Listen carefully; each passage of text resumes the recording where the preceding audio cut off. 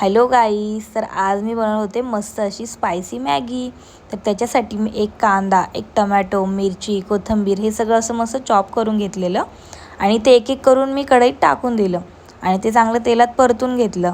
त्यानंतर मग मी त्याच्यात टाकले होते थोडेसे ओले मटार, ते पण मी चांगले परतून घेतले आणि परतल्यानंतर मग त्याच्यात थोडासा मॅगी मसाला, लाल मसाला आणि थोडंसं मीठ टाकलं होतं। हे सगळं टाकून मी चांगलं परतून घेतलं, थोडंसं पाणी टाकलं आणि मग ते परत त्याचे असं मी तेलात चांगलं परतून घेतलं आणि त्याच्यानंतर मग मी त्याच्यात टाकले होते 2 मॅगीचे पॉकेट घेतले होते, ते मी असे मस्त थोडेसे असे बारीक करून मी त्याच्यात टाकून दिले।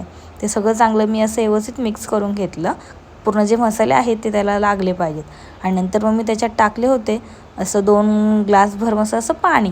तर तुम्ही बघू शकता मॅगी अशी मस्त रेडी होण्यासाठी मी उकळायला ठेवली होती। तर रेडी झाली होती मस्त अशी गरमागरम स्पायसी मॅगी। तर या मंडळी गरमागरम मॅगी खाण्यासाठी। चलो बाय बाय।